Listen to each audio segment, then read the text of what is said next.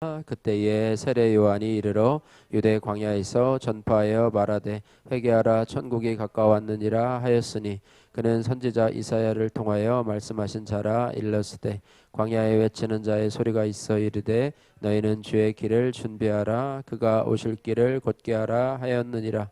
이 요한은 낙타털 옷을 입고 허리에 가죽띠를 띠고 음식은 메뚜기와 석청이었더라. 이때에 예루살렘과 온 유대와 요단강 사방에서 다 그에게 나와 자기들의 죄를 잡아가고 요단강에서 그에게 세례를 받더니 요한이 많은 바리새인들과 사두개인들이 세례 베푸는 대로 오는 것을 보고 이르되 독사의 자식들아 누가 너희를 가르쳐 임박한 진노를 피하라 하더냐. 그러므로 회개에 합당한 열매를 맺고 속으로 아브라함이 우리 조상이라고 생각하지 말라. 내가 너에게 이르노니 하나님 믿음이 이 돌들로도 아브라함의 자손이 되게 하시리라. 이미 도끼가 나무 뿌리에 놓였으니 좋은 열매를 맺지 아니하는 나무마다 지켜 불에 던져지리라. 나는 너희로 회개하게 하기 위하여 물로 세례를 베풀었거니와 내 뒤에 오시는 이는 나보다 능력이 많으시니 나는 그의 신을 들기도 감당하지 못하겠노라. 그는 성령과 불로 너희에게 세례를 베풀 것이요 손에 키를 들고 자기의 타작마당을 정하게 하사 알곡은 모아 곳간에 들이고 죽정이는 꺼지지 않는 불에 태우시리라. 아멘. 할렐루야. 오늘 마태복음 3장 1절로 12절 말씀을 읽으셨는데요. 이 말씀을 중심으로 해서 광야에 외치는 자의 소리라고 하는 제목으로 함께 은혜를 나누기를 원합니다. 오늘 본문을 간단히 살펴보면은요, 이 세례 요한은 광야에 외치는 자의 소리가 되어서 회개를 선포하며 주의 길을 준비합니다. 많은 사람이 광야로 나와서 이 요한에게 물 세례를 받는데요.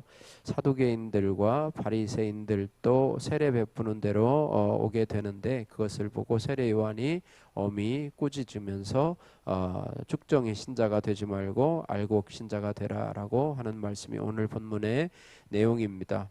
오늘 본문 1절에서 4절 말씀에 세례 요한은요 이사야 선지자를 통해서 예언된 광야에 외치는 자의 소리가 되었습니다. 3절 말씀이죠. 말라기 선지자를 마지막으로요 이스라엘의 이 하나님의 말씀이 끊어진 지가 벌써 430년이 지났습니다. 유대 땅에는 깊은 어둠의 시대만이 이어지고 있었고요. 말라기 선지자는요 430년 전에 말라기 3장 1절에 이렇게 예언을 했습니다. 만군의 여호와가 이르노라 보라 내가 내 사자를 보내리니 그가 내 앞에서 길을 준비할 것이요 또 너희가 구하는 바 주가 갑자기 그의 성전에 임하시리니 곧 너희가 사모하는 바 언약의 사자가 임할 것이라. 이렇게 예언을 했습니다. 구약 마지막 선지자인 이 말라기의 예언에 따라서 유다 백성들은요 메시아가 오시기 전에 그분의 길을 준비하는 엘리야와 같은 선지자가 언제 나타날 것에 대해서 늘 궁금해하고 있었습니다. 그것만이 당시 힘없는 이 유대 백성들 유대 백성들의 간절한 기대였기 때문이죠. 이렇게 등장한 그 말라기 선지자가 예언한 자가 바로 이 세례 요한이라고 하는 것이죠. 그래서 세례 요한이 이렇게 광야에 외치는 자의 소리로 나타냈는데 세례 요한의 핵심 메시지가 오늘 2절 말씀에 나타나고 있는데요. 회개하라 천국이 가까웠느니라. 아주 단순하고 명령한 말씀이죠. 비록 짧은 말씀이지만 여기에 복음의 핵심이 잘 드러났고요. 예수님께서도요 이 공생애를 시작하시면서 외치신 첫 말씀도 오늘 세례 요한이 외친 말씀과 동일합니다. 그래서 회개하라 천국이 가까웠느니라 이렇게 말씀을 하고 있어요. 이 말씀은 이 복음과도 같은데요. 이 복음은 세상의 죄악길에서 방황하는 인생들에게 천국 가는 길을 제시하는 것이 바로 복음이에요. 그래서 우리가 복음을 전한다 할 때 천국 가는 길을 알려주는 것이고 천국 가는 길을 제시해 주는 것이 바로 복음이라고 하는 것인데요. 오늘 세례 요한과 예수님이 선포한 이 회개하라 천국이 가까웠느니라 하신 말씀 속에는 천국 가는 길이 제시되어 있습니다. 그것은 바로 회개라고 하는 것이죠.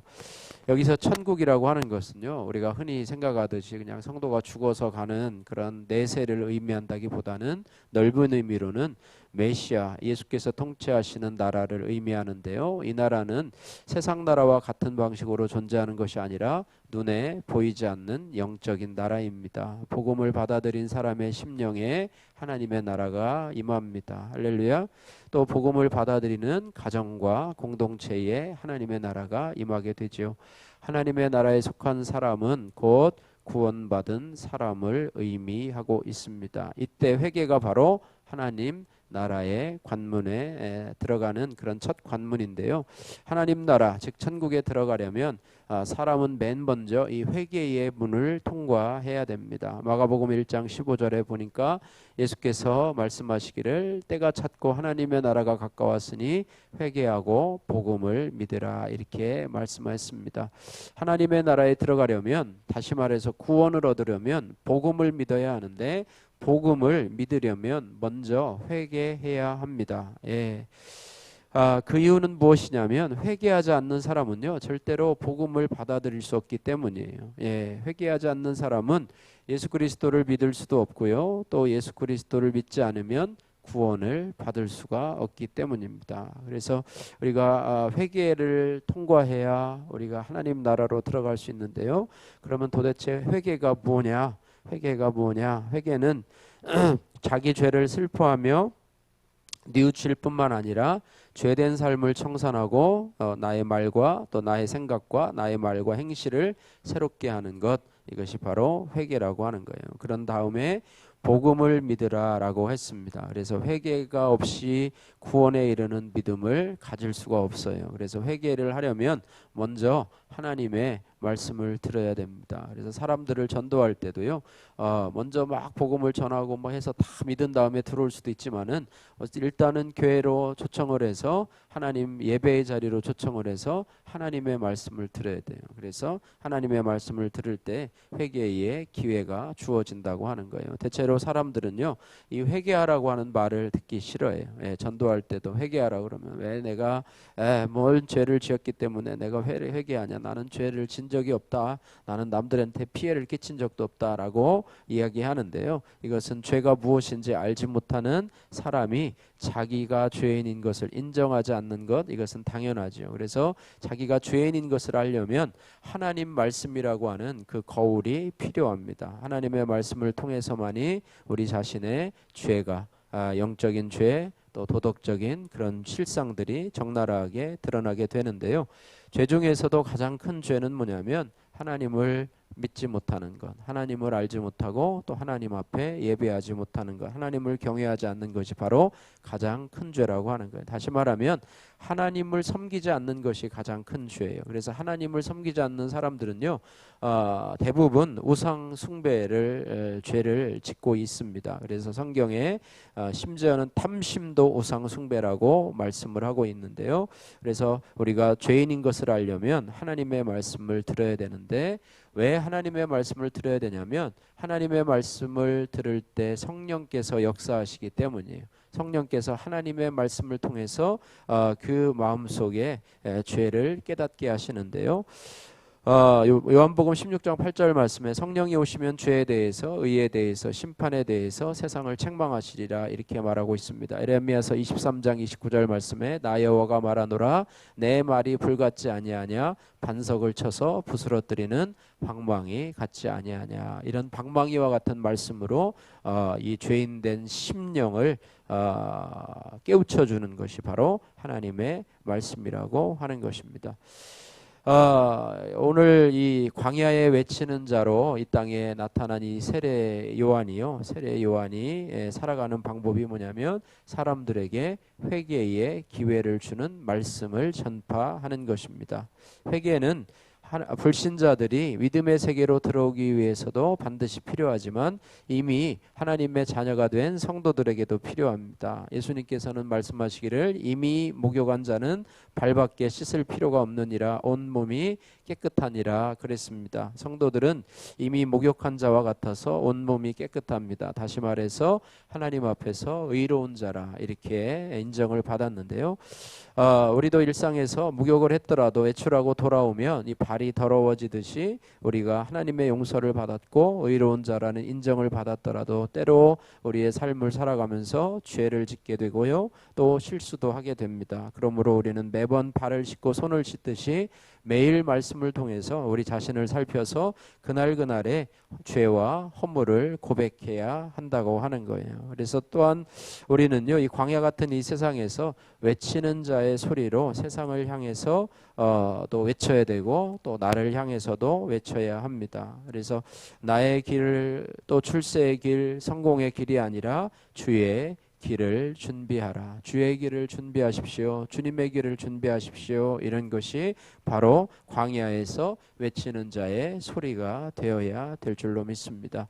주의 길을 준비하는 것이 바로 회개하며 천국을 준비하는 삶이 되겠죠. 그래서 후회와 회개는 좀 다른 개념인데요. 후회가 내가 그렇게 하지 말았을 걸이라고 하면서 과거에 대해서 통탄하는 것이라고 하면, 회개는 현재의 죄를 고백하는 것과 미래에 대한 결단까지를 포함하는데요. 회개에 대한 가장 정확한 표현은 뭐냐면 돌이킴입니다. 돌이킴. 우리가 운전하다가 어디를 가는데 방향이 잘못됐어요. 저쪽으로 가야 되는, 반대 방향으로 가야 되는데 내가 거꾸로 가고 있어요. 그러면 유턴하는 신호에 가서 기다렸다가 유턴해야 돼요. 잘못된 것을 알면서도 계속 가는 사람이 있으면 어리석은 사람이죠. 당연히 유턴해서 반대 방향, 원래 내가 가야 할 방향으로 가는 것인데요.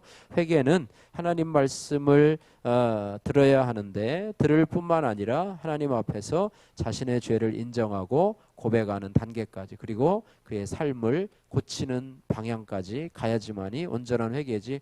그러지 말았을 걸 하고 눈물을 흘리면서 원래 그 자리로 또 다시 돌아가는 것은 진정한 회개가 아니라고 하는 것이죠. 세례 요한이요, 오늘 본문 5절에서 10절 말씀에 광야에서 외칠 때에 많은 사람이 나와서 자기 죄를 잡아가고 세례를 받습니다. 그런데 이 바리새인과 사두개인들이 나오는 것을 보고 뭐라고 그러냐면, 독사의 자식들아, 누가 너희를 가르쳐 임박한 진노를 피하라 하더냐라고 책망을 하고 있는데요. 이것은 뭐냐면 회개의 모양만 갖추고 종교의 형식만 갖추고 흉내만 내는 꾀를 부리는 이들을 보면서, 그렇게 꾀를 부리면서 또 눈가림만 하면서 그렇게 살지 말고 돌이켜 하나님 앞에서 진정한 회개를 통해서 회개에 합당한 열매를 맺으라는 강력한 권고입니다. 이 바리새인과 사두개인은요, 종교 지도자들 아닙니까? 그죠? 겉으로만 봐도 경건한 사람처럼 보이고 하나님을 경외하는 사람처럼 보이고 또 그런 것을 추구하는 사람들인데요. 세례 요한은요, 그들의 중심을 바라보면서 너희들은 껍데기만 가지고 있다. 종교의 형식만 가지고 있다. 회개도 않고 완악한 너희의 심령들을 바라보면서 독사의 자식들아, 너희를 가르쳐 임박한 진노를 피하려 하면서 그들을 책망하고 있습니다. 그들이 계속해서 이런 삶을 살아간다면 하나님의 임박한 진노를 피할 수 없다라고 하는 것을 회개하러 나온 사람들, 세례받으러 나온 사람들이 보고서 깨달으라고 하는, 이것도 마찬가지로 광야에 외치는 자의 소리가 될 수 있다라고 하는 것입니다. 세례 요한에게 나오는 자들인데, 회개에 합당한 열매를 맺으라 이렇게 이야기를 합니다. 우상을 섬기는 자에게 회개에 합당한 열매가 뭐냐? 내가 그동안 하나님을 믿지 않은 것을 회개하고 이제는 하나님을 예배하는 자로, 예배자로 서는 것이 바로 회개에 합당한 열매를 맺는 것입니다. 요한복음 4장 24절 말씀에 하나님은 영이시니 예배하는 자가 영과 진리로 예배할지니라 그랬습니다. 이제는 세상의 미신이나 세상 우상을 섬기는 것에서 돌이켜서 하나님께 신령과 진정으로 영과 진리로 예배하는 것, 이것이 바로 회개에 합당한 열매를 맺는 것이라 이렇게 말씀하고 있고요. 오늘 본문에는 나오지 않았는데요, 다른 성경에 보니까 세례 요한에게 세례를 받으러, 회개하고 세례를 받으러 나오는데요, 그들이 나와서 물어봅니다. 세례 요한한테 우리가 구체적으로 무엇을 회개해야 됩니까? 라고 물으니까 세례 요한은 구체적으로 말해주는데요. 부자들은 가난한 자에게 물질을 좀 나눠주라. 세리들은 착취하지 말고 공정한 세금만 받아라. 군인들은 힘이 있다고 남의 것을 빼앗지 말라. 또 거짓으로 누명을 씌워서 고발하지 말라. 이렇게 구체적으로 회개의 그런 방법들을 알려주고 있습니다. 회개를 했다면은 세례 받는 것만이 전부가 아니라 삶이 구체적으로 변화되어야 함을 말씀하고 있습니다. 성도들도요, 자기의 열매가 아닌 회개에 합당한 열매를 맺고자 스스로 세상 사람들보다 우월하다고 생각하는 이 선민의식을 버리고 늘 하나님 말씀 앞에서 자신의 연약함과 죄를 보고 회개하는 삶, 회개에 합당한 삶을 살아야 될 줄로 믿습니다. 세례 요한은요, 12절 말씀에 쭉정이와 알곡과 같은 인생을 말하고 있습니다. 12절 같이 한번 읽겠습니다. 손에 키를 들고 자기의 타작마당을 정하게 하사 알곡은 모아 곳간에 들이고 쭉정이는 꺼지지 않는 불에 태우시리라. 예, 하나님 마지막 날의 심판에 대해서 말씀하고 있는데요. 알곡과 쭉정이 당연하잖아요. 그죠? 농사를 지어서 알곡은 창고에 들이고 쭉정이는 밖에 이제는 구별해서 불살라서 버리는 것이 바로 우리의 삶인데요. 마지막에 우리의 인생도 알곡과 같은 사람으로 또 쭉정이와 같은 사람으로 나타난다고 하는 것입니다. 이것을 우리가 기억해서 이것은 뭐 세상 사람들이 쭉정이고 우리가 알곡이라는 의미도 있지만은 우리 안에서도 쭉정이와 같은 신자가 있고 오늘 사두개인과 바리새인과 같은 쭉정이와 같은 신자가 있고 그 다음에 알곡과 같은 신자가 있다는 것을 우리가 기억을 해야 합니다. 그래서 세상에는요. 하나님의 말씀을 듣고 우리 교회 안에서도 마찬가지죠. 뭐 하나님의 말씀을 듣고 자기의 한계와 지은 죄를 인정하고 회개에 합당한 열매를 맺는 알곡과 같은 사람 또 알곡과 같은 신자가 있는 반면에 말씀을 듣지도 않고 믿지도 않을 뿐더러 들어도 도무지 자신의 한계와 죄를 인정하지 못하고 회개할 줄도 모르고 회개에 합당한 열매를 맺지 못하고 늘 시기하고 질투하는 본문에 이 독사의 자식들이라고 책망을 받은 이 바리새인과 사두개인과 같은 쭉정이와 같은 사람 또 쭉정이와 같은 신자도 있다라고 하는 것입니다. 혹시라도 우리 안에 내가 정말로 회개하지 않고 형식적으로 교회만 다니고 취미로 다니는 사람이 뭐 우리 교회는 없겠지만은 큰 교회 같은 경우는 그런 분들도 있어요. 그러나 그들도 하나님 앞에서 말씀을 들을 때 성령이 역사하시면 그들에게도 알곡으로 변화되고 회개에 합당한 열매가 맺는 그런 역사가 있게 될 줄로 믿습니다. 그러나 계속해서 그렇게 간다고 하면은요, 평소에는 잘 구별되지 않지만은 때가 되면 모든 것이 성경의 양과 염소로 구별되듯이 또 구원과 심판으로 나누어지게 될 것입니다. 그때까지 알곡과 쭉정이는 계속해서 같이 갑니다. 하나님은 쭉정이를 그냥 내버려 두라라고 말씀하고 있는데요. 하나님은 알곡 옆에서도 쭉정이를 뽑지 않고 그냥 두십니다. 쭉정이가 옆에 있어야 내가 알곡으로 자랄 수 있기 때문이라고 하는 것입니다. 여러분 주위에 여러분을 힘들게 하는 사람 있잖아요. 그저 나를 힘들게 하고 나를 어렵게 하는 사람이 있는데 그 사람에게 여러분 고마워해야 돼요. 여러분 우리 큐티인 여러분 뭐 사셨고 보시지만은요, 특별히 여러분 간증 부분들을 여러분 잘 읽어보십시오. 그러면 나를 힘들게 하는 사람이요, 나의 구원을 위해서 힘쓰고 애쓰는 사람이에요. 그래서 가만히 놔두면 내가 더 잘하지 않으니까 옆에서 축정이와 같은 사람들을 동원해서 하나님이 나의 구원을 또 나의 성화를